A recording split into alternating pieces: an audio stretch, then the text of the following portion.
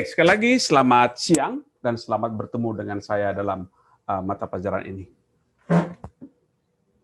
Baik, saya akan membagi layar.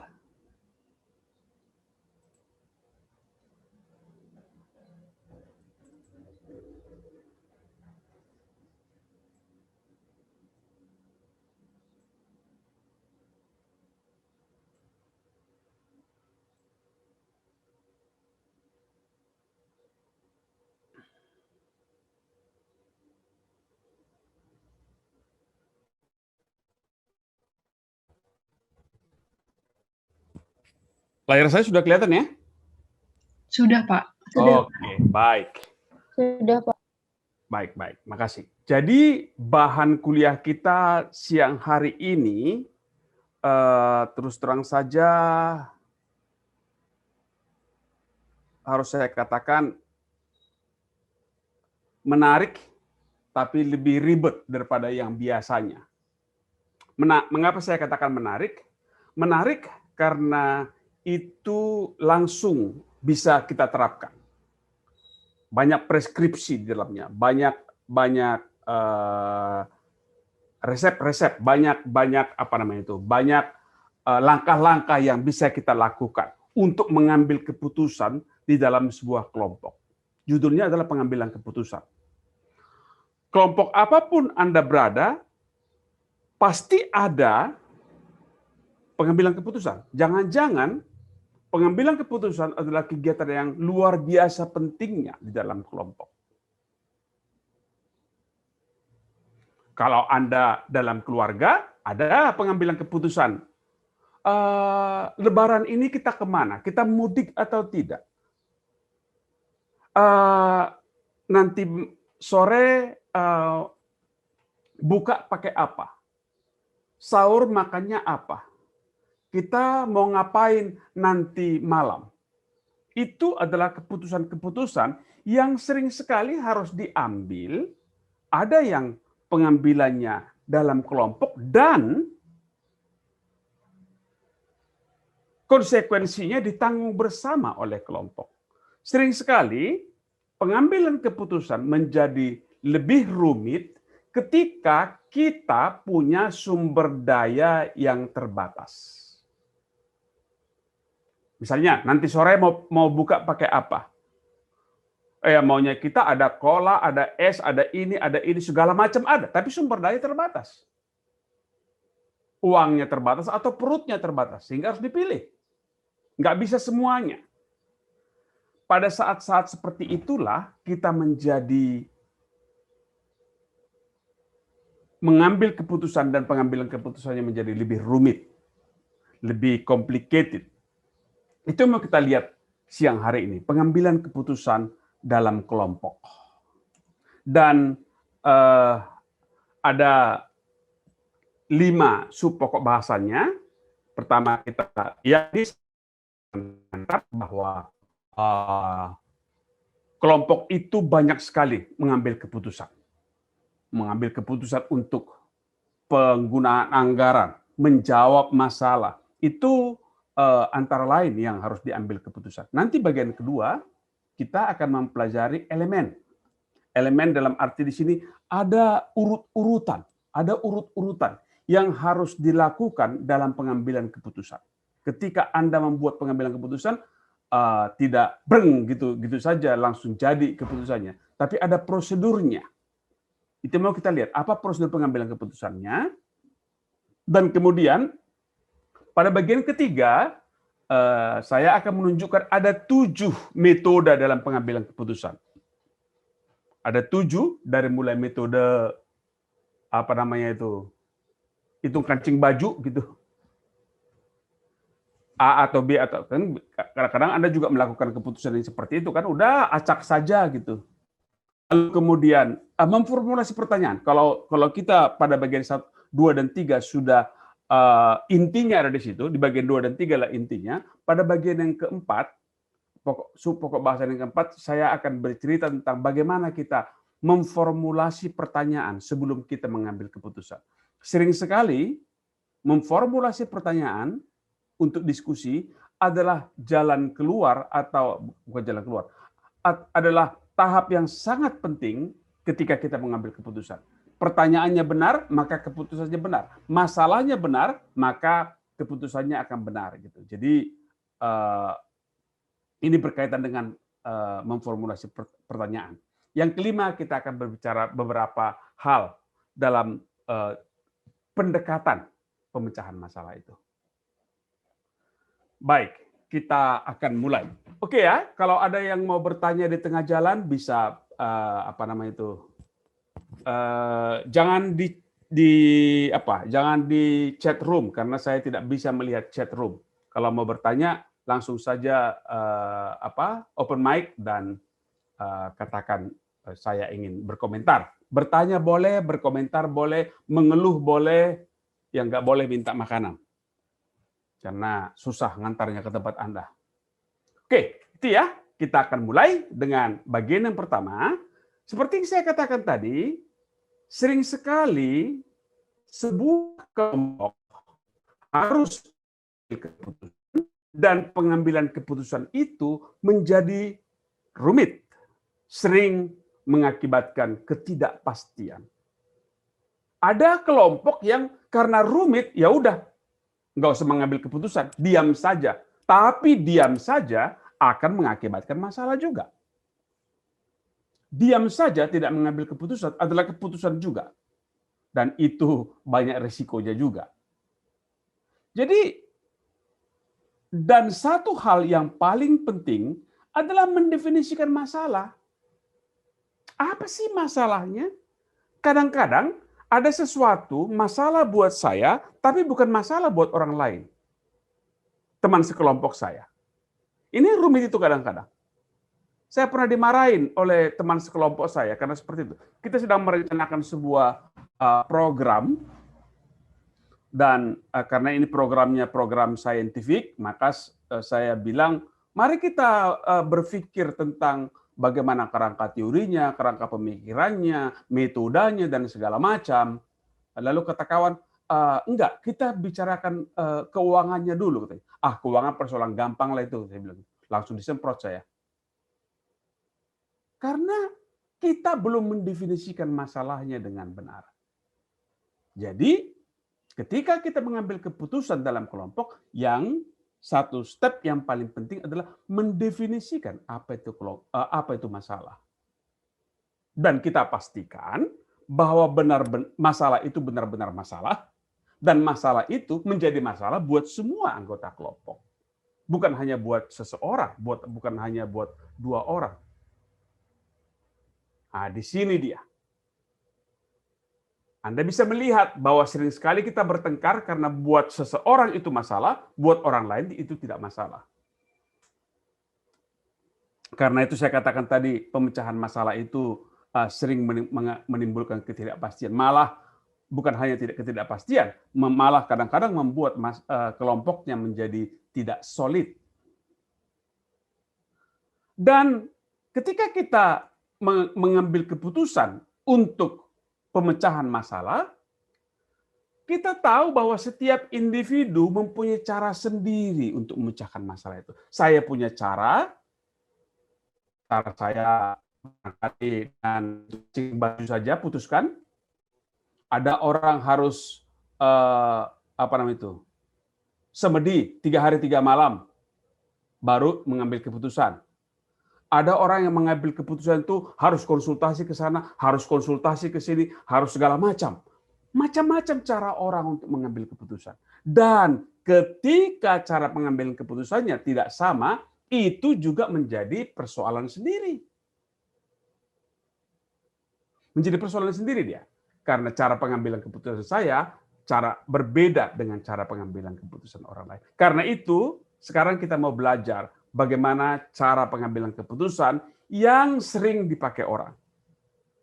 Saya tidak mengatakan bahwa ini yang paling hebat, ini yang tidak hebat. Saya akan menunjukkan nanti 7 metode pengambilan keputusan, 7-7-nya ada kelebihannya dan ada kekurangannya. Itu dia. Jadi, sekali lagi saya ingin mengatakan bahwa kita siang ini akan belajar soal pengambilan keputusan, dan pengambilan keputusannya yang kita bicarakan adalah pengambilan keputusan dalam kelompok. Kalau pengambilan keputusan individu, ya nggak usah lah, ya terserah kamu lah itu. Artinya, kalau Anda di tempat kos gitu, nanti sore mau buka pakai apa? Bukanya itu langsung makan nasi Padang, apa makan apa namanya itu soto Lamongan, terserah Anda kalau Anda sendiri. Tapi kalau dalam keputusannya harus diambil dalam kelompok, itu yang mau kita bicarakan siang hari ini. Jadi pengambilan keputusan di dalam kelompok. Baik, ini dia. Kita mau mulai dengan elemen-elemen untuk pengambilan keputusan. Jadi, kalau kita hendak mengambil keputusan, paling sedikit 6 ini harus kita jalani. 6 hal ini kita harus jalani. Yang pertama adalah buat list, buat daftar pilihan-pilihan keputusan yang akan diambil. Oke, mau buka pakai apa nanti? Satu mengatakan nasi Padang, satu lagi mengatakan sate Madura, satu lagi mengatakan bahwa pakai pecel lele. Buat daftar itu, analisis pilihannya. Ya, maaf sajalah karena saya bikin contohnya makanan. Entah apapun itu pilihannya, Anda bisa membuat pilihan keputusan yang akan diambil. Apakah kita akan pergi ke Bandung, ke Surabaya, ke Semarang, ke Medan, ke Pontianak? Itu bisa dibuat. Kita buat pilihannya. Itu yang pertama dulu. Buat pilihannya. Lalu setelah dibuat pilihannya, yang kedua adalah beritahu pilihan-pilihan itu kepada anggota kelompok. Selain memberitahu pilihan-pilihan itu kepada anggota kelompok, kita beritahu juga tujuannya. Oke, kita buka nanti sore pakai ini. Apa tujuan buka? Oke, supaya kita apakah kenyang, apakah bergizi, apakah macam-macam tujuan yang bisa kita rumuskan. Kita mau jalan-jalan, apa tujuannya? Tujuannya mau studi tour, tujuannya untuk mengunjungi orang tua, mengunjungi kerabat, tujuannya untuk main-main, atau tujuannya untuk berenang. Tentu saja tujuan itu harus diberitahu kepada semua anggota sehingga semua anggota bisa membuat analisis atas pilihan-pilihan itu. Jadi kita beritahu ini pilihan-pilihannya, lalu maaf, dilakukan perhitungan-perhitungan, dilakukan diskusi-diskusi. Apa konsekuensi baik dan buruknya dari setiap pilihan? Kalau kita ke Semarang, positifnya ini, negatifnya ini. Kalau kita ke Medan, negatifnya ini, positifnya ini. Atau kalau buka, kalau kita pakai makan nasi Padang, ini positifnya, ini negatifnya. Kalau kita makan sate Madura, ini positifnya, ini negatifnya. Itu yang namanya evaluasi konsekuensi dari pilihan yang diambil. Setelah itulah baru kita mengambil keputusan. Baru keputusan diambil.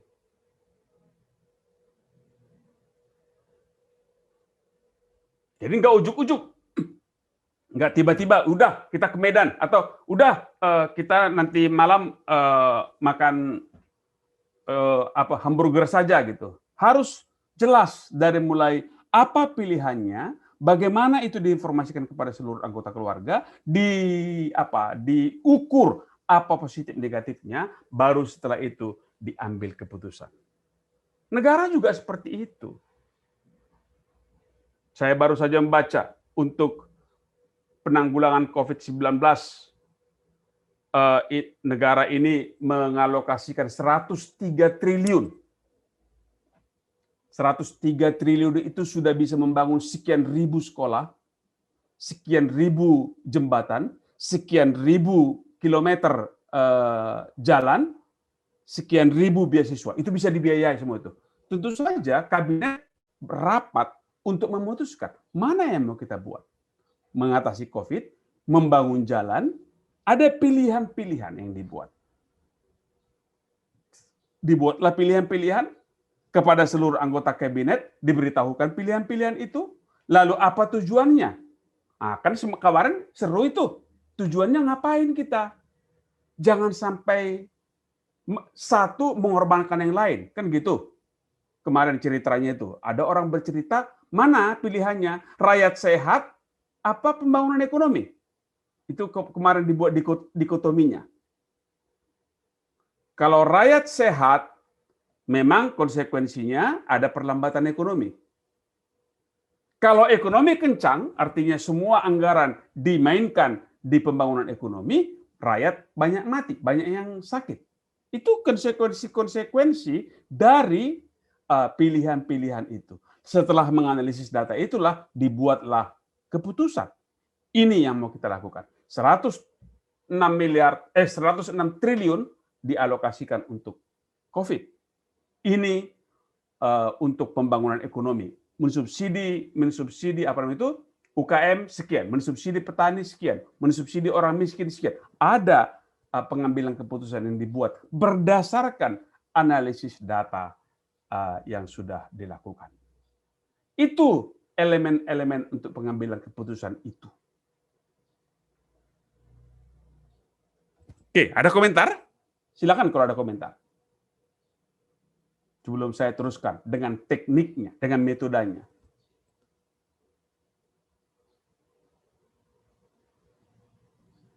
Izin bertanya, Pak. Ya, silakan. Siapa namamu, kawan? Felicia. Felicia, Pak. Oke, silakan. Tentang yang ini kan elemen-elemen pengambilan keputusan ini jadi bentuknya tahapan-tahapan gitu ya Pak, kayak proses. Ya, Di betul. tahap 1, 2, dan 3. Itu kalau dalam setiap pengambilan keputusan apakah harus selalu melewati setiap tahap itu atau bisa aja ada yang ke-skip atau bisa aja cuma jadi 2 tahap aja atau gimana gitu, Pak? Oke. Sekali lagi saya tunjukkan ya, apa tadi? Makasih Felicia. Ya, terima kasih, Pak. Ya, saya tunjukkan lagi apanya. Saya tunjukkan lagi slide-nya. Oke, Anda bisa lihat di sini elemen-elemen itu atau elemen yang sebenarnya berurut-urutan. Tentu saja agar keputusan itu baik, agar keputusan itu bermutu, maka ini harus dilakukan semuanya. Dilakukan semuanya. Mengapa? Karena kalau kita ada yang kita lewatkan, maka kita tidak bisa mengatakan bahwa akan tercapai keputusan yang baik. Misalnya, pilihan dibuat, kita mau buka pakai apa? Bukanya cuma nasi Padang dengan soto Lamongan, cuma 2 gitu. Padahal ada pilihan-pilihan lain. Jadi kalau pilihan-pilihannya tidak tepat, maka nyesal dah, kenapa Padang sih? Harusnya kalau kita pergi ke warteg itu lebih variatif dah. Karena di warteg ada makanan-makanan yang lebih murah, kita bisa lebih banyak pilihannya di situ. Itu maksudnya. Jadi yang pertama ini menganalisis pilihan itu juga harus benar. Kalau kita tidak memberikan banyak pilihan, tidak bisa menyesal di akhirnya. Kemudian, ya semua anggota yang akan mengambil keputusan harus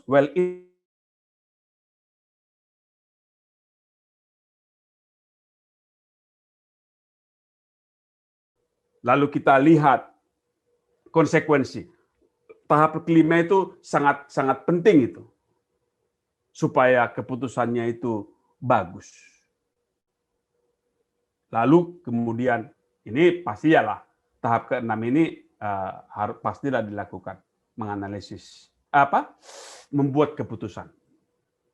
Begitu Felicia.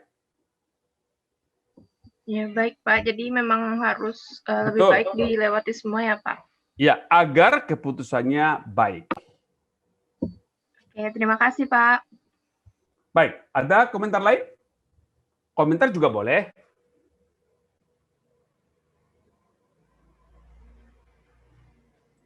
Oke, kalau tidak ada, saya akan teruskan ke bagian yang berikutnya, yaitu metode membuat keputusan kelompok. Jadi kan sudah diberitahu tadi tuh.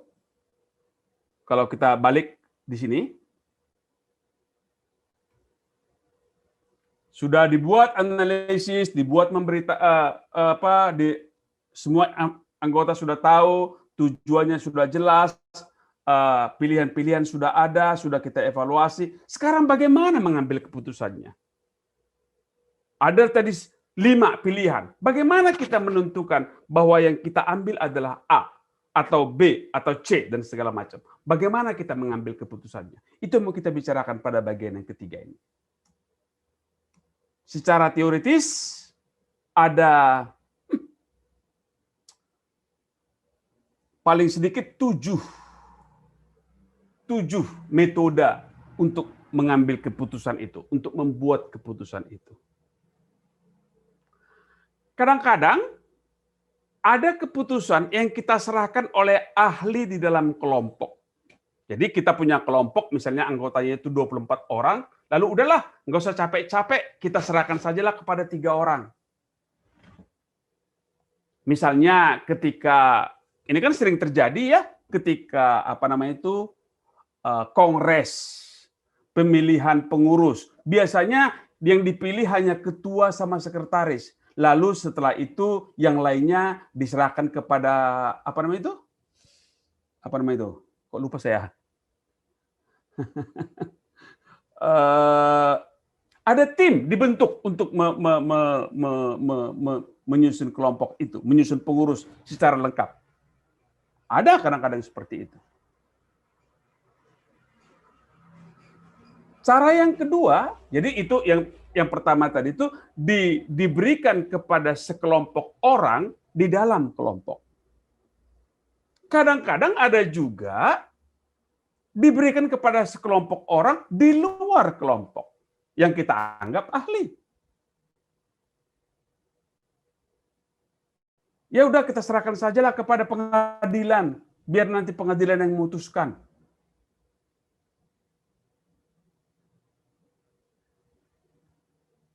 Ada juga yang menghitung rataan. Oke, berapa orang yang memilih A, berapa orang yang memilih B. Kita jumlah. Yang memilih A sekian orang, yang memilih B sekian orang. Oke, yang paling banyak ini. Jadi kayak pilihan terbanyak gitu. Yang keempat adalah pilihan acak. Itu hitung kancing aja. A, B, C, D. Ya, kadang-kadang kita ujian juga gitu. A, B, C, D, kancing paling atas A, B, C, D. Ya, mana nanti jatuh di mana, saya pilih itu. Pilih acak saja. Atau kalau arisan misalnya ada yang dikocok. Itu namanya pengambilan keputusan dengan acak. Ada juga menghitung rataan, pilihan mayoritas. Yang paling banyak milih apa? Lalu ada juga kadang-kadang putusan oleh minoritas. Diberikan, udahlah, mereka sajalah yang memutuskan, nggak apa-apalah. Dan yang paling terakhir adalah keputusan melalui konsensus. Konsensus artinya rapat, diskusi.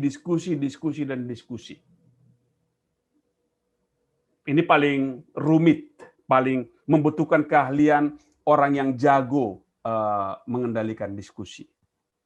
Mari kita lihat apa konsekuensinya masing-masing pilihan. Kalau kita mengambil keputusan dari kita serahkan kepada ahli, baik itu di dalam kelompok maupun di luar kelompok, keuntungannya adalah cepat. Pasti cepat itu. Mengapa cepat? Ya udah, Misalnya kalau ahlinya kita serahkan 3 orang, udahlah kalian menentukan gitu. Pasti itu jauh lebih cepat daripada kalau itu kita putuskan sama-sama. Kalau sama-sama misalnya lah ada kongres kongres partai gitu. Pesertanya 500, mau milih siapa menjadi ketua, sekretaris, bidang A, bidang B, seksi A, seksi B, itu bisa 3 hari 3 malam nggak selesai-selesai. Kalau itu diserahkan kepada sekelompok orang saja, artinya kita pilih ketua dan sekretaris. Selanjutnya kita serahkan pada mereka saja. Pasti itu jauh lebih cepat. Keuntungan yang kedua, pasti keputusan mereka berdasarkan pengetahuan yang orang-orang yang ahli di bidangnya. Karena keputusan itu kita serahkan kepada orang-orang yang menurut kita ahli. Tapi ada kekurangannya. Kekurangannya adalah, itu kan pilihan kalian, saya nggak setuju itu. Ada anggota yang bilang gitu. Dan kita tahu bahwa ahli bisa aja salah. Apalagi kalau ahli itu tidak involve dalam organisasi selama ini. Jadi ahli bisa salah.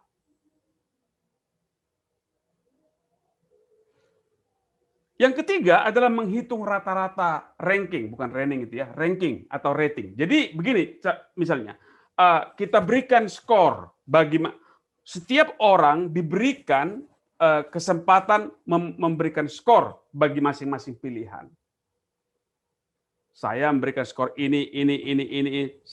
Pilihan 1 saya berikan skor 6, pilihan 2 saya berikan skor 7, pilihan 4 saya berikan skor 0. Itu masing-masing individu diberikan hak untuk memberikan skor bagi masing-masing pilihan.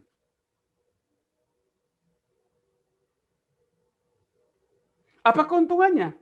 Tentu saja pilihan ini dianggap lebih demokratis karena berdasarkan pendapat masing-masing anggota. Dan memang keuntungan yang kedua adalah bahwa dengan cara seperti ini, kelompok bisa melihat penilaian masing-masing anggota terhadap beragam pilihan tadi itu.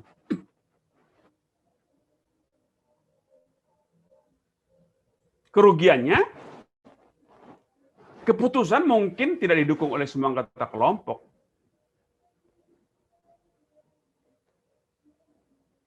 Ada, dipilihlah yang paling tinggi skornya ini, tapi saya nggak setuju sih sebenarnya. Saya nggak milih itu sih tadi.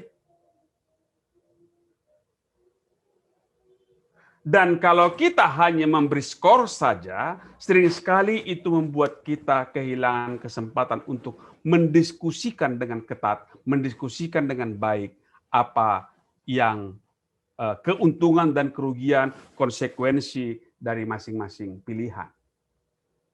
Kita kehilangan kesempatan untuk berdiskusi.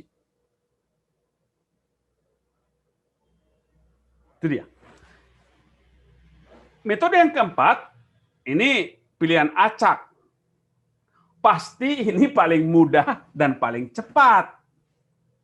Hitung kancing atau dikocok gitu. Mau kemana gitu. Betul, itu mudah dan cepat. Kekurangannya pasti besar kemungkinan hasil tidak efektif karena masalah belum pernah kita bahas. Keluarlah misalnya tadi kita buat 10 bahan untuk buka puasa, masukkan ke dalam stoples, dikocok, diambil satu. Keluar di situ adalah sore hari ini kita buka dengan makan burger. Setelah keluar gitu, masa sih puasa pakai burger, buka puasa pakai burger, nggak enak dong, tidak menyejukkan dan segala macam. Jadi bisa saja keputusan yang diambil dengan acak itu tidak memuaskan semua pihak karena masalahnya belum kita bahas secara menyeluruh. Dan kalau Anda suka dengan cara seperti ini, itu adalah pertanda bahwa kelompok kita tidak peduli dengan kualitas keputusan. Asal ada saja. Asal memutuskan saja gitu. Walaupun keputusannya tidak baik begitu. Itu yang bisa kita lihat kalau pemilihan pengambilan keputusannya dilakukan dengan random choice. Pilihan mayoritas, kalau tadi di bagian yang ketiga itu kita berikan ranking, kalau bagian yang metode yang kelima ini ya udah apa saja, apa namanya itu kayak voting saja. Dan ini sering sekali dilakukan orang bahwa kita mengambil keputusan dengan voting. Sering sekali ini dianggap sebagai sebuah pengambilan keputusan yang adil. Karena suara terbanyak. Siapa yang paling banyak pilihannya, ya itulah yang menang. Pilihan itulah yang menang. Pilihan itulah yang diputuskan oleh kelompok. Pasti cara ini efisien dalam pengambilan keputusan. Lebih cepat.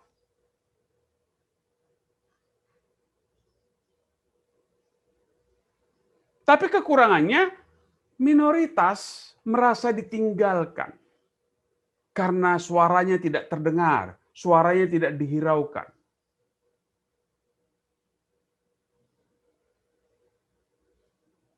Dan ada kemungkinan bahwa karena ada orang yang merasa tersisih, dia menjadi menjauh dari kelompok. Ada kemungkinan kelompok itu menjadi kehilangan kekompakan karena ada yang merasa tidak disertakan dalam pengambilan keputusan. Atau keputusan-keputusan itu sangat tidak memihak pada mereka. Itu membuat mereka menjadi menjauh dari kelompok itu. Metode yang keenam adalah metode yang kita katakan keputusan oleh minoritas.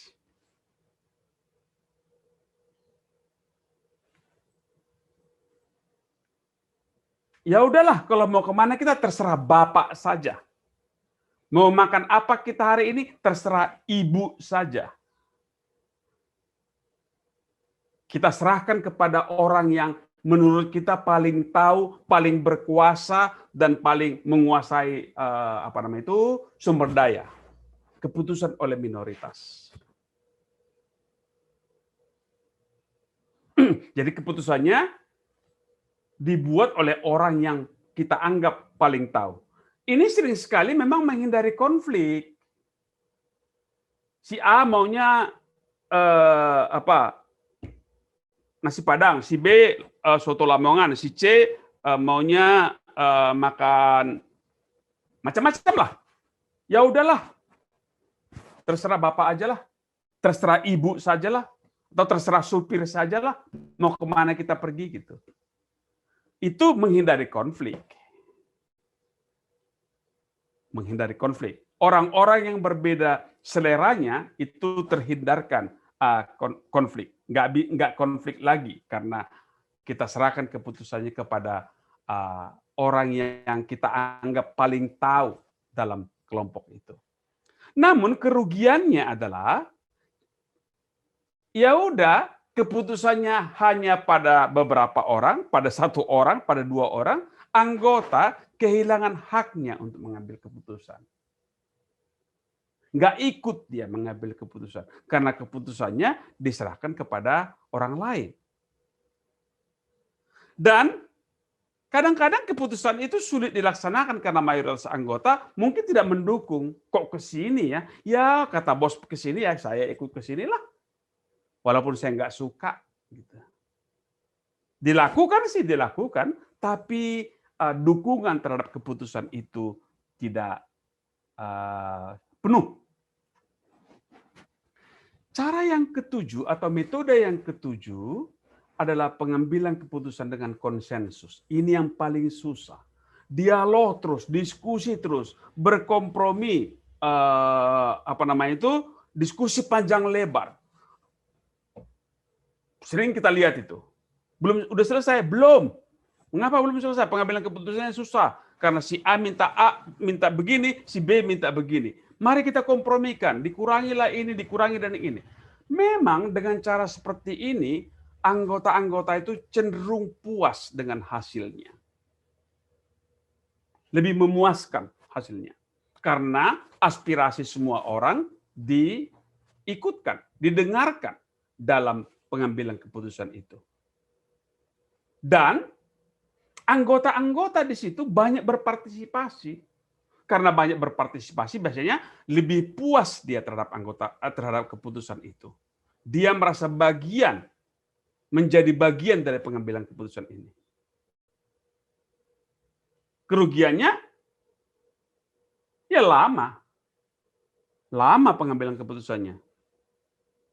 Dan diperlukan orang yang ahli negosiasi, ahli mengendalikan rapat, ahli mengendalikan emosi, dan ini susah dilakukan karena membutuhkan keterampilan yang piawai agar dia bisa mengkompromikan beragam keputusan beragam kemauan-kemauan tadi itu. Itu 7. Saya mau berhenti dulu. Saya ini izin bertanya, Pak. Iya, silakan. Baik, saya izin bertanya, Pak. Selain melihat dari sisi kelebihan dan juga kekurangan metode pengambilan keputusan, kira-kira ada nggak, Pak, faktor lain yang menjadi pertimbangan suatu kelompok dalam memilih nih metode pengambilan keputusan yang tepat untuk kelompoknya? Kalau ada, kira-kira faktor apa aja itu, Pak? Terima kasih.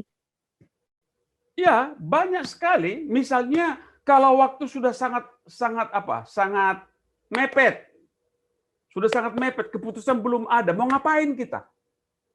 Kadang-kadang kompromi, konsensus tidak lagi dilakukan karena nggak ada waktu.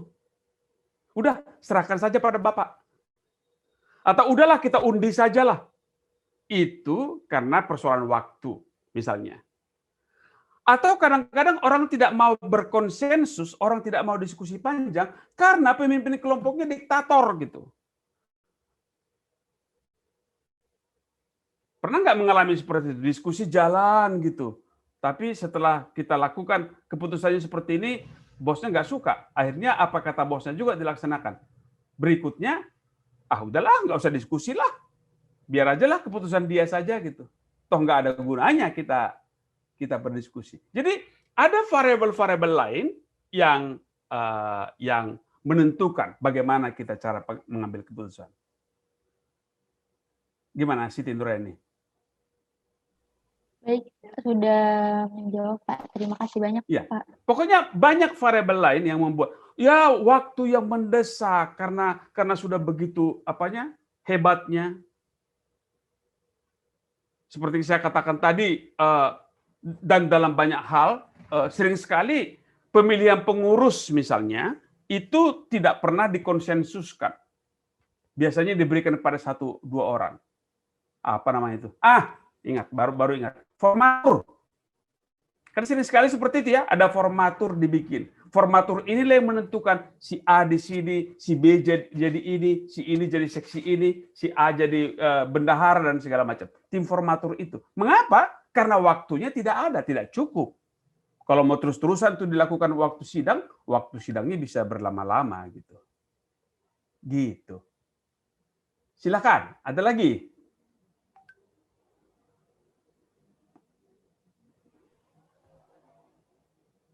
Pak, saya izin bertanya boleh, Pak? Ya, izin cuma 3 kali. Setelah 3 kali udah nggak boleh UTS. Iya. Mau bertanya terkait tadi, Bapak tadi menyampaikan bahwa kan setiap keputusan itu tidak akan pernah bisa diterima oleh semua pihak gitu, Pak.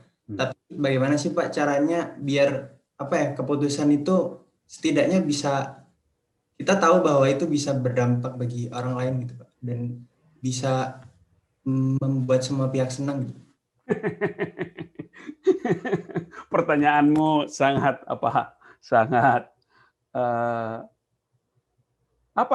bagaimana saya? Pada kenyataannya kayak gitu kan, bahwa gini, adalah keputusan kecil maupun keputusan besar, pasti ada orang yang suka, ada orang yang tidak suka. Sering sekali yang Kalau kelompoknya sulit, kelompoknya kompak sih biasanya lebih mudah diamankan.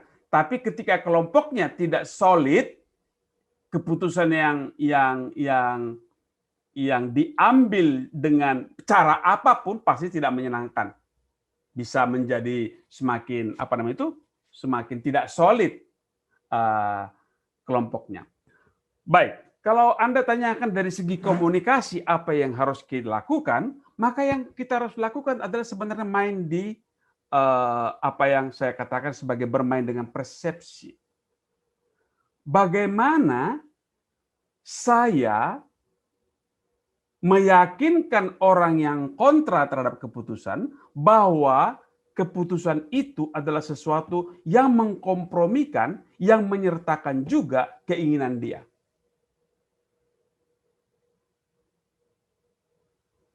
Oke, apapun keputusannya, apakah itu keputusan mau makan apa, dari tadi contohnya kita bikin seperti itu supaya gampang, atau mau pergi kemana, oke, kita pergi ke Semarang saja.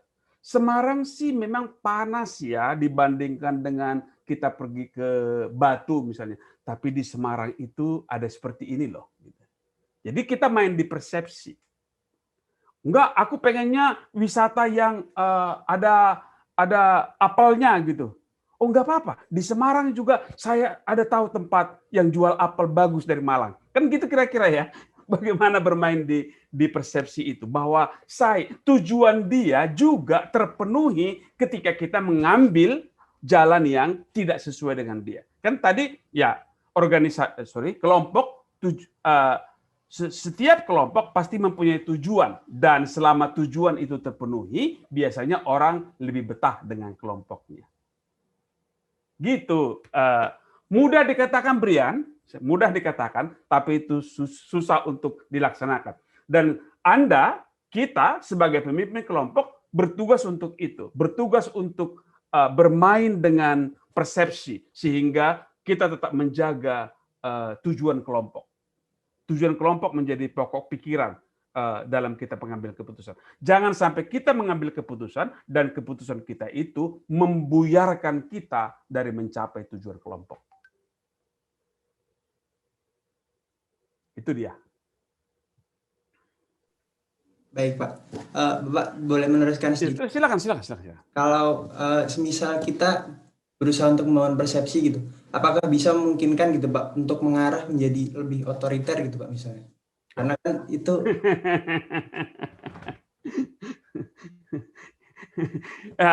saya tidak termasuk orang yang penganjur otoritarian.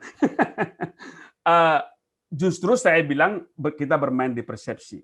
Mengapa saya katakan bermain di persepsi? Artinya ketika kita bermain di persepsi, komunikasilah yang menjadi alat utama kita dalam meyakinkan orang. Bukan bedil, bukan kekerasan fisik, tapi komunikasi.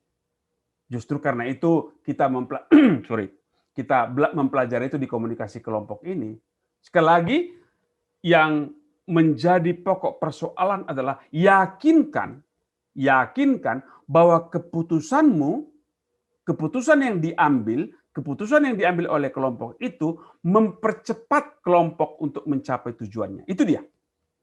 Kalau itu menghambat, maka bisa dikatakan bahwa keputusan yang diambil tidak sesuai dengan tujuan kelompok. Itu bakal bubar tuh. Lagi-lagi di situ bagaimana seorang komunikator bekerja itu menjadi sangat penting. Baik, Pak. Terima kasih banyak atas penjelasannya, Pak. Baik. Silakan, masih ada yang lagi?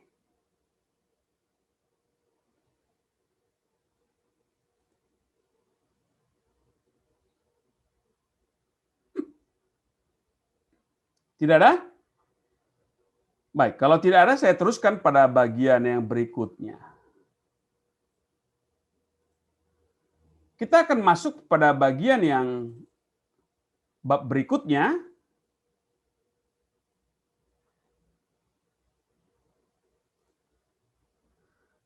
Oke.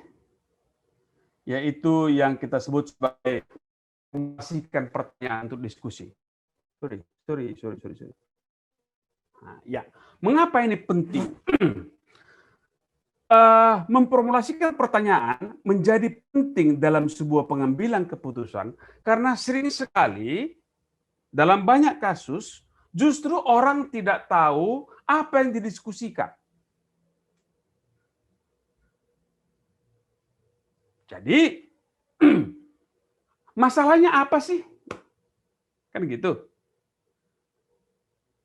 Pasti kalian pernah mengalami itu. Masuk dalam diskusi kelompok, tapi pertanyaan yang mau didiskusikan nggak jelas. Dan ini membuat kita ngapain sih? Maksudnya ini atau bukan? Nah, itu yang mau kita bicarakan pada bagian ini. Kita mau membicarakan bagaimana memformulasikan pertanyaan untuk didiskusikan untuk dalam rangka pengambilan keputusan tadi itu. Biasanya pertanyaan-pertanyaan itu harus kita identifikasi dengan baik, dengan persis, dengan spesifik, karena ini akan membantu kita memecahkan masalah. Orang bilang pertanyaan yang baik, dengan pertanyaan yang baik, setengah masalah sudah selesai. Itu katanya. Kalau kita bisa memformulasikan pertanyaan yang dengan baik, maka setengah masalah sudah selesai. Sehingga pengambilan keputusan lebih mudah, pemecahan masalah lebih mudah. Baik, ini dia. Ada 3 tipe pertanyaan yang perlu kita rumuskan. Ada pertanyaan-pertanyaan tentang fakta, ada pertanyaan tentang nilai, dan ada pertanyaan tentang kebijaksanaan atau policy. Fact, value, and policy. 3 pertanyaan itu yang perlu kita rumuskan dengan baik. Kita lihat saja yang pertama. Kalau kita bertanya soal fakta, maka jawabannya adalah ada atau tidak. Ada atau tidak. Apakah sesuatu terjadi? Apakah nanti sore akan ada buka bersama? Ada atau tidak? Itu dulu. Kalau tidak ada, kita nggak perlu ngambil keputusan. Jadi jawabannya adalah ya dan tidak. Apakah kita akan pergi? Ya atau tidak? Jadi jawabnya ya atau tidak. Lalu rumuskanlah pertanyaan ini dengan baik dan benar. Itu pertanyaan yang pertama.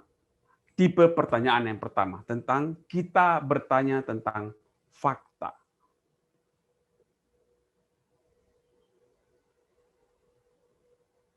Tipe pertanyaan yang kedua adalah pertanyaan tentang nilai. Ini menjadi lebih susah dijawab karena ini menyangkut sikap, kepercayaan, dan nilai. Baik, buruk, benar, salah. Kalau tadi hanya ya, tidak. Ya, ada, atau tidak ada. Itu kalau tentang fakta. Pertanyaan yang berikutnya yang perlu kita jawab adalah pertanyaan tentang nilai. Sikap itu adalah suatu predisposisi yang dipelajari. Jadi, apa sih sikap saya tentang sesuatu? Sikap itu ada dalam diri saya. Ada dalam diri saya, sehingga saya memberikan respons terhadap orang. Sesuatu sikap itu datang karena ada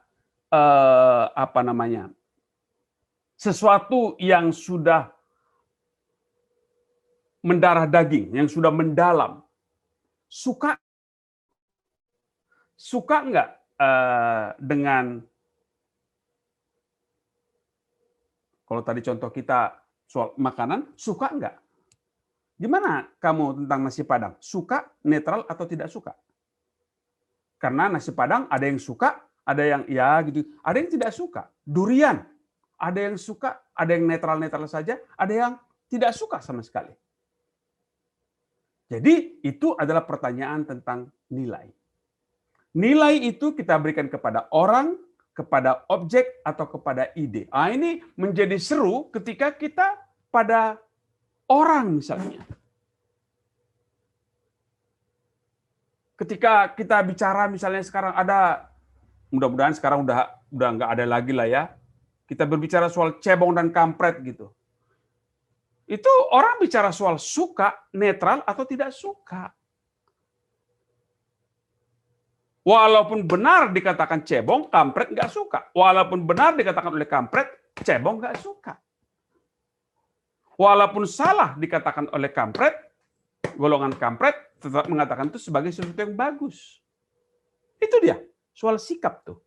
Dan di sini sering sekali pengambilan keputusan menjadi susah. Kalau dalam kelompokmu ada kelompok yang terbelah, ada sikap yang terbelah, itu menjadi susah sekali mengambil keputusan. Susah sekali mengambil keputusan.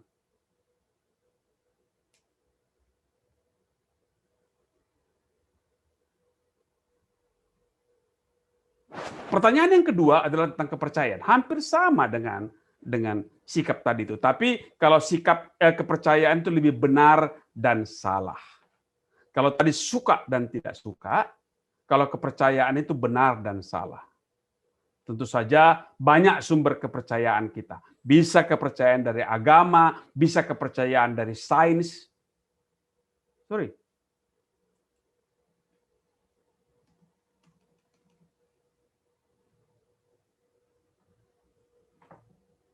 Halo.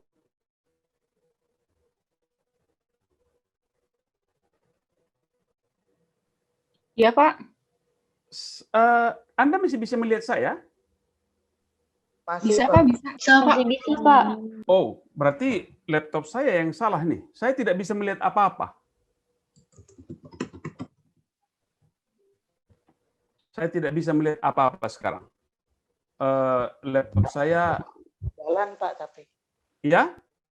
Share screen-nya masih berjalan dan PPT-nya juga, Pak. Iya, tapi saya tidak melihat apa-apa di layar saya sekarang. Hoho. Oke, saya mau coba selesaikan persoalan ini dalam tempo 5 menit ya. Kita coba ya.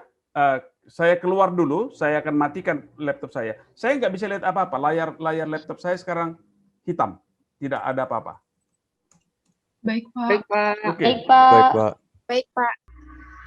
Saya sudah bisa kedengaran sekarang lagi? Sudah, Pak. Ya, Pak.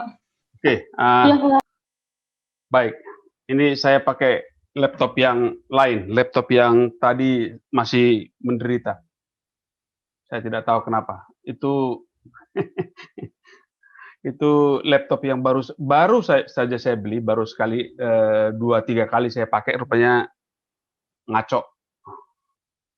Nggak apa-apa lah. Jadi ini filenya file yang lama, karena file yang baru yang sudah saya perbaiki ada di laptop yang tadi. Ini laptop mudah-mudahan tidak begitu banyak berbeda, tapi ada hal-hal yang tidak sempat saya perbaiki. Udah kelihatan ya? Sudah, Pak. Sudah, Pak. Oke, baik. Kita teruskan lagi.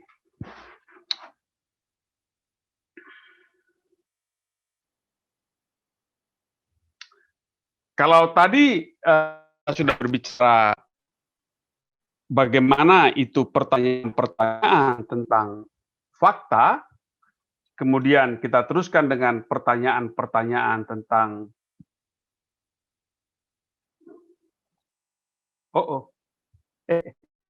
gawat.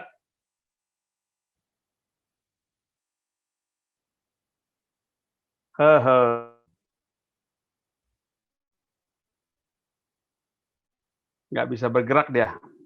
Saya nggak tahu kenapa.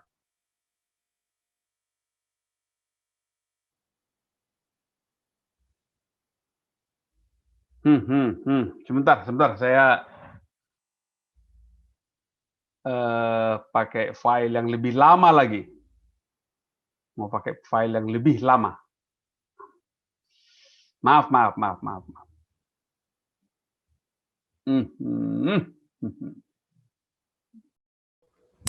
Apakah saya sudah terdengar? Sudah, Pak. Kita dengar, Pak. Oke. Baik.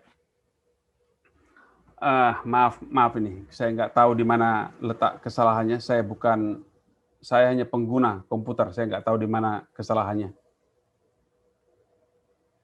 Baik.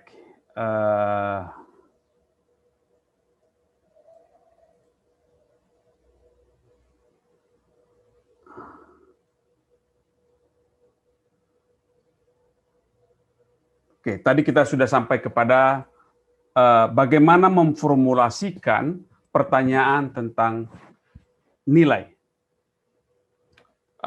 Jadi kita sudah sama-sama lihat bahwa pertanyaan tentang nilai ini lebih rumit untuk dijawab dibanding dengan pertanyaan tentang fakta. Kalau fakta kita bisa jawab ya atau tidak, ada atau tidak. Tetapi kalau pertanyaan tentang nilai boleh atau tidak, benar atau salah, baik atau buruk, itu harus kita jawab. Pilihan ini baik atau buruk, itu nilai. Kalau kita melakukan ini benar atau salah, itu persoalan kepercayaan. Pilihan ini kita suka atau netral atau kita tidak suka. Itu pertanyaan-pertanyaan tentang nilai. Jadi tadi ya, yang pertama ya, kita sudah susun pilihan-pilihan. Lalu pilihan-pilihan tadi kita tanya faktanya ada atau tidak. Karena itu tadi, yang pertama, ada atau tidak dulu. Itu fakta. Oke, kita mau makan apa? Nasi Padang apa nasi Chinese food? Ada atau tidak? Kalau pilihan itu sudah ada, semua ada pilihan-pilihan itu, lengkap sudah pilihan-pilihan itu, lalu kita tanyakan, suka atau tidak suka? Atau netral-netral saja? Kalau ditanyakan pada saya, mana sate Madura, sate Padang, makan pecel lele, buat saya semua saya suka. Buat saya makanan itu cuma ada 2 jenis. Enak sekali. Nggak ada buat saya makanan yang tidak enak. Tapi kalau sudah sampai pada kepercayaan, benar atau salah, ini beda lagi. Benar nggak kalau kita makan ini? Boleh nggak kita makan ini? Itu persoalan lain.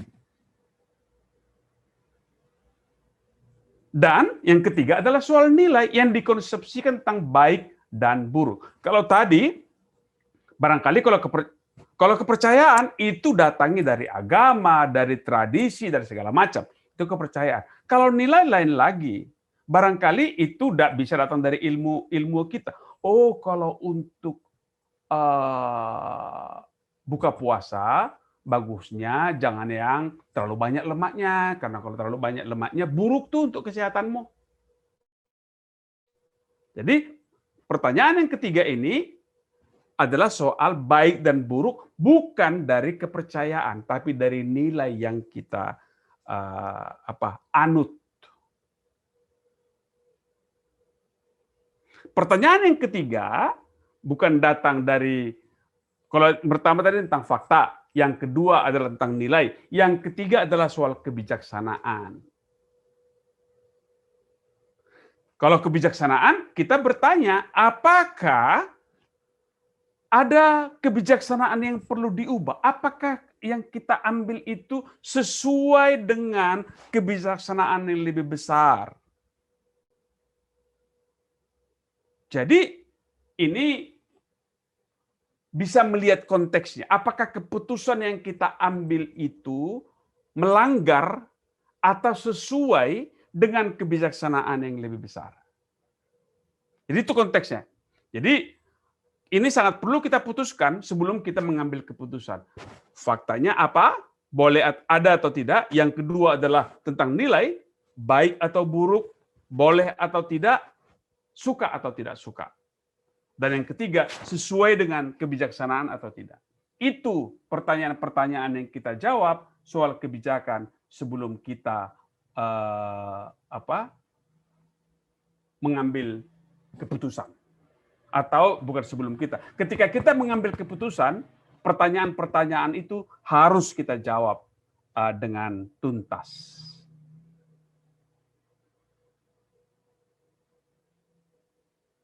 Oke, ada komentar sampai sini? Oke, sedikit lagi ya, saya teruskan saja. Ini tinggal tambahan sajalah ini. Pendekatannya. Jadi, ada hal-hal yang menyangkut masalah itu yang sifatnya deskriptif, ada yang preskriptif. Deskriptif itu ya bagaimana cara kelompok memecahkan masalah, itu yang dibicarakan. Sedangkan yang preskriptif adalah ya udah, itu jalan-jalannya. Baik, saya teruskan dengan yang deskriptif sajalah. Yang preskriptif nggak usah. Yang deskriptif, apa yang kita lakukan kalau kita mau memecahkan masalah? Yang pertama adalah yang kita katakan sebagai tahap orientasi. Kita perlu satu sama lain mengenal bagaimana sikap-sikapnya, bagaimana pandangan hidupnya, bagaimana macam-macam lah. Agar kita satu sama lain kenal dengan anggota kelompok yang akan mengambil keputusan, dan masing-masing anggota itu memahami tugasnya, memahami kekuasaannya. Yang kedua, barangkali ini sudah Anda pelajari juga ketika Anda mempelajari pembentukan kelompok, barangkali kelompok itu akan konflik, akan apa kalau istilah pembentukan kelompok itu kan ini kan fase storming. Nggak suka dengan cara kepemimpinan, nggak suka dengan cara pengambilan keputusan. Kelihatan aslinya gitu. Barangkali bisa terjadi polarisasi, yang ini berpihak ke sana, yang ke sini berpihak ke sini. Walaupun kita tahu bahwa konflik itu tidak selalu negatif. Konflik itu bisa baik untuk kelompok kita, karena dengan konflik kita akan tahu betul apa tugas kita. Kita tahu betul apa tujuan-tujuan kelompok, anggota-anggota kelompok itu. Kita tahu betul apa yang bisa dilakukan, apa yang tidak bisa dilakukan. Jadi fase konflik itu bagus kita lalui dalam pengambilan keputusan itu. Yang ketiga adalah kalau sudah selesai konflik, biasanya kita menjadi bersemangat untuk menyelesaikan tugas-tugas kita. Disinilah, pada fase inilah kita menyelesaikan, mengambil keputusan. Jangan mengambil keputusan ketika kelompok baru dibentuk. Kalau mengambil keputusan ketika kelompok baru dibentuk, biasanya kelompoknya bisa menjadi tidak sehat karena belum saling mengenal. Ini dia. Ketika ini muncul, baru kita bisa mengambil keputusan dengan baik. Baik, sampai di sini ada pertanyaan, ada komentar?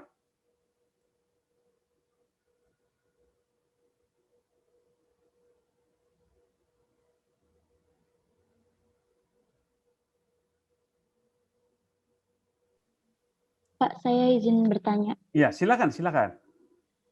Untuk pendekatan pemecahan masalah antara deskriptif dan preskriptif, apakah bisa dilakukan secara bersamaan, Pak? Enggak, ya deskriptif dan preskriptif itu bukan saya lebih setuju mengatakan itu bukan pendekatan, tetapi dua alat analisis saja. Jadi kita bisa menganalisisnya, bisa ada petunjuk-petunjuk. Gak usah repot dengan hal itu. Kalau kita mau memecahkan masalah, ikut sajalah cara yang preskriptif tadi itu. Kalau yang satu lagi itu adalah tentang bagaimana kita mau menelitinya. Nggak usah sampai ke situ lah. Kita nggak usah membicarakan yang preskriptif, deskriptif tadi itu. Nggak usah dengan seperti itu. Baik, terima kasih, Pak. Nggak usah repot dengan yang pembagian itu. Nggak usah repot dengan itu. Lihat sajalah bahwa ketika kita masuk dalam kelompok, sebelum memecahkan masalah, maka yang 4 fase itu akan terjadi. Orientasi, storming, bisa berantem dulu, baru dia produktif, baru reinforcing. Itu yang akan terjadi dalam setiap kelompok ketika kita ingin memecahkan masalah. Oke, kalau tidak ada, sedikit lagi saja.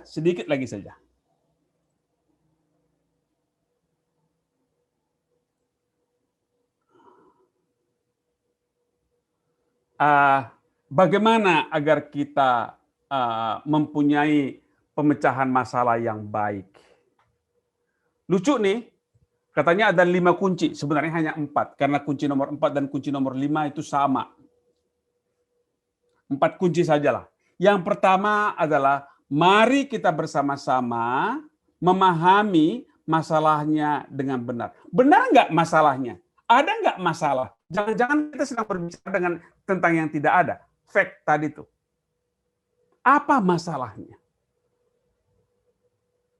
Kita sibuk mendiskusikan mau makan apa nanti malam, ternyata ibu udah masak satu masakan. Mau kemana pun kalian pergi, nggak peduli saya, pokoknya ini. Berarti bukan masalah dong. Jadi, pahami dulu apa masalahnya. Dan pastikan bahwa memang ada masalah. Kembangkan pemahaman yang akurat tentang masalahnya. Apa sisi-sisi masalah itu yang harus diketahui bersama. Lalu kembangkan syarat untuk pilihan. Kalau kita makan ini biayanya sekian, kita punya uang nggak? Kalau kita mau begini, kita harus pergi ke sana. Kita punya kendaraan nggak? Kalau kita mau begini, harus begini. Boleh nggak sekarang jalan-jalan? Itu dia. Syarat untuk pilihan itu kita tentukan. Yang ketiga adalah kembangkan berbagai alternatif untuk pemecahan masalah. Tadi sudah saya katakan. Alternatif-alternatifnya itu dirumuskan dengan sangat baik.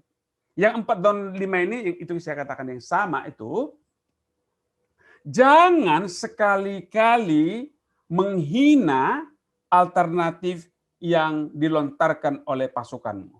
Kalau misalnya anggota kelompoknya ada 20 orang, ada memecahkan seperti ini. Goblok kali kau gitu. Kalau kita menghina orang, menilai negatif, orang menjadi cenderung tidak mau berpartisipasi. Mari kita nilai positif. Apapun dikatakannya, oke, kita catat saja itu sebagai masukan. Itu dalam rangka mendinamiskan kelompok. Agar kelompok kita itu tidak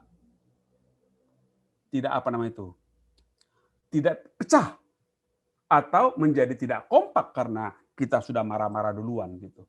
Ini 4 kunci agar kita mempunyai solusi yang baik. Dan yang terakhir yang ingin saya katakan adalah bahwa kita perlu mempunyai fungsi-fungsi ini agar komunikasi kelompoknya menjadi bagus. Ada analysis function, ada idea generation function, ada evaluation function, dan personal sensitivity function. Anda sebagai orang yang belajar komunikasi perlu mempunyai keempat empat hal ini. Anda punya kemampuan untuk menganalisis dengan baik. Ini tidak terlalu ini lebih banyak preskripsi, ini lebih banyak yang bisa Anda terapkan. Anda harus, kalau Anda hendak memimpin sebuah kelompok yang akan memecahkan masalah, maka kemampuan ini harus Anda miliki. Kemampuan untuk menganalisis, menetapkan kriteria, mempelajari masalah, mengumpulkan data, menggunakan bukti, mengajukan pertanyaan yang tepat. Anda harus punya kemampuan itu. Anda yang aktif di organisasi lah, organisasi apapun itu. Apakah itu organisasi kemahasiswaan, apakah itu nanti Anda jadi manajer di perusahaan agribisnis, Anda perlu kemampuan analisis ini. Bukan omong doang, tapi Anda mempunyai analisis. Banyak orang mengatakan bahwa orang komunikasi itu cuma perlu pintar ngomong. Enggak lah, salah itu. Kalau Anda ingin menjadi pemimpin yang baik, Anda harus mempunyai analisis function. Sebagai orang yang mempelajari komunikasi, Anda harus punya itu, analisis function ini. Yang kedua adalah idea generation function. Anda harus pintar mencari sebanyak-banyaknya alternatif solusi dari sebuah masalah. Jangan cuma satu. Kalau cuma satu itu bukan masalah. Ya udah itu aja pilihannya. Nanti sore mau makan apa? Ya sudah ada di rumah, sudah ada makanan tersedia. Berarti bukan masalah. Itu nggak perlu lagi di situ pemecahan masalah. Sudah ada di situ. Jadi saja gitu. Dan ini ketika Anda menjadi seorang pemimpin kelompok yang akan memecahkan masalah, Anda harus pintar memberi pernyataan berkualitas terhadap pertanyaan. Itu salah itu. Pertanyaan berkualitas tinggi terhadap kelompok. Tadi sudah saya katakan, ada pertanyaan tentang fakta, ada pertanyaan tentang nilai, dan ada pertanyaan tentang kebijaksanaan. Dan janganlah kalau Anda hendak menggali ide sebanyak-banyaknya, hindarkanlah perpecahan dalam kelompok. Anda harus menjaga agar kelompok itu kompak, agar kelompok itu tetap solid. Jangan membuat masalah, jangan mendiskusikan masalah yang justru akan membuat kelompok itu semakin terpecah. Hindarkan dari masalah untuk agar kelompok itu tetap solid. Yang ketiga adalah evaluation function. Anda harus bisa dengan objektif memeriksa siapa yang pro, siapa yang kontra. Mengapa dia pro, mengapa dia kontra. Dia pro terhadap pendapatnya, apa pro terhadap orangnya. Kan ada juga yang seperti itu kan. Apapun kata si A pasti benar karena saya suka lihat dia. Walaupun pendapatnya salah, saya anggap dia benar karena saya suka. Apakah seperti itu? Anda harus mempunyai kemampuan untuk itu. Dan Anda harus juga punya kemampuan untuk mengevaluasi pendapat dan solusi orang lain. Dan Anda harus bisa menguji apakah solusi itu memenuhi kriteria yang telah ditetapkan. Oke, solusinya kita pergi ke sini, uang kita sudah pasti cukup. Resikonya sudah bisa kita hindari, sudah bisa kita tanggung. Pasti ada resiko yang harus kita tanggung. Itu dia, evaluation function. Dan yang keempat adalah bahwa kita harus punya hati yang sensitif terhadap keragaman orang. Perlu mendengarkan argumentasi dan pendapat minoritas. Jangan sampai kamu siapa sih kamu? Dalam pembangunan pedesaan banyak kasus menunjukkan bahwa banyak kelompok menjadi rusak karena pendapat minoritas tidak didengarkan. Dia orang miskin, nggak perlu dengarkan. Dia perempuan, nggak perlu dengarkan. Banyak seperti itu. Karena pemimpinnya tidak punya personal sensitivity function. Hal-hal seperti ini yang membuat Anda bisa berkomunikasi dengan baik. Mudah-mudahan pertanyaan Brian apa Brian? Kalau bahasa Indonesianya, kalau panggilannya Brian, kalau bacaannya bahasa Inggris Brian. Pertanyaan Brian tadi ketika bertanya bagaimana supaya tidak terjadi dikotomi, ya fungsi-fungsi ini sangat perlu dimiliki. Keempat fungsi ini perlu dimiliki.